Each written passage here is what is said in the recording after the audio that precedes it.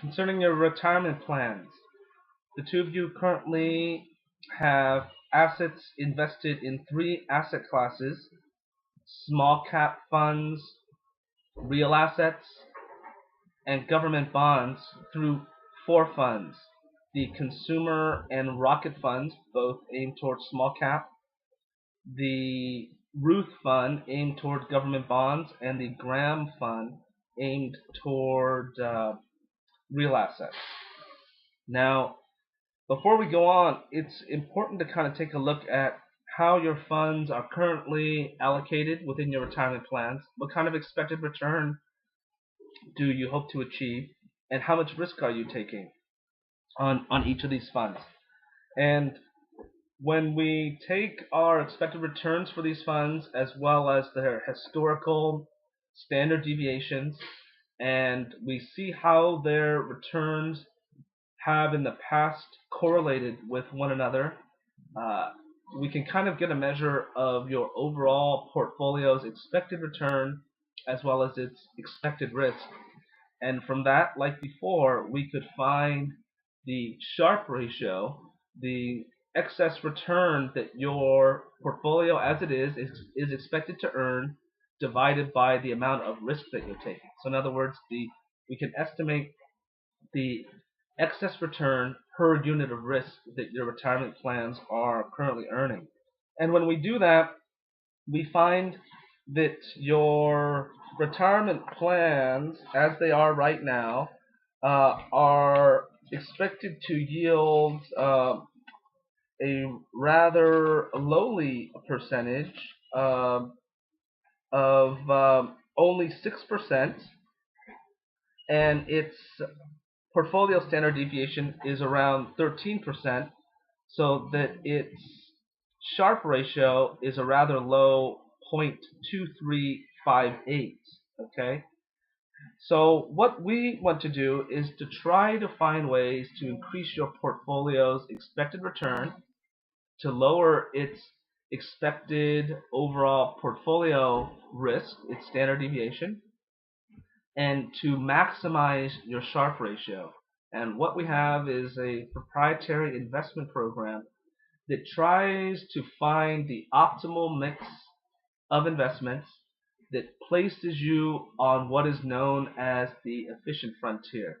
That means that you are at a point where, for a given level of return, you are taking the least amount of risk, and for a certain level of risk, you are generating the most amount of return.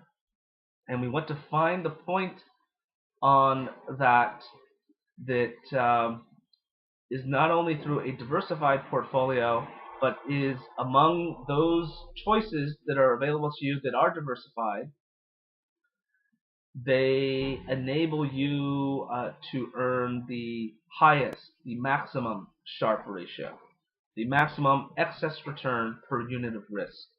And in doing that, and in introducing five other asset classes for consideration, those being large cap equities, mid cap equities, international equities, corporate bonds, and high yield bonds. By introducing five additional classes of assets into your retirement funds, and hopefully over time into all of your funds, we were able to find the optimal mix that will improve your expected return to rise up to 7.36%. That's more than a full percentage point of increase.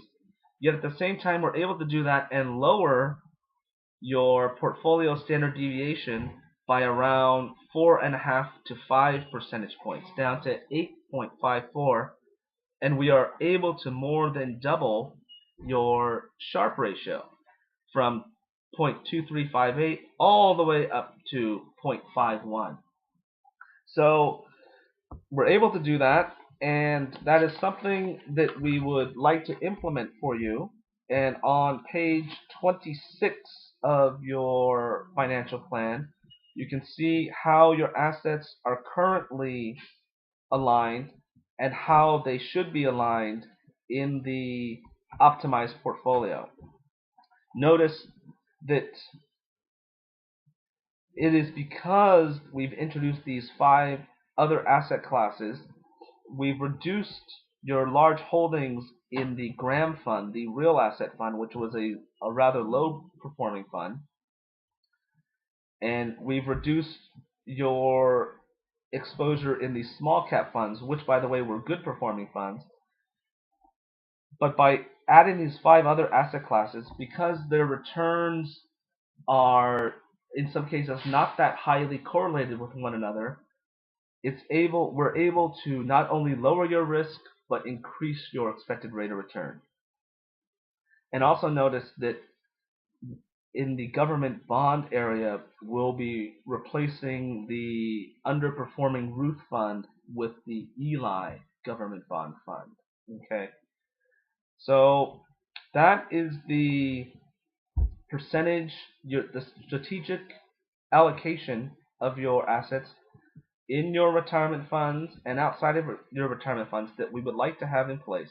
What our firm does is that we look at that allocation every quarter. We compare the updated expected returns and standard deviations and correlations and covariances to what your goals are, how they've changed, and how your risk tolerance has changed, and how some of your other constraints have changed, such as your planning horizon, your liquidity needs, your tax considerations, other legal constraints, and so on.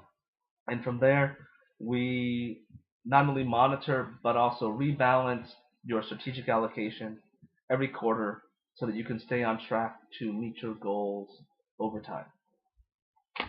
And we look forward to implementing that for you. And next, we will go into discussing your retirement plans specifically.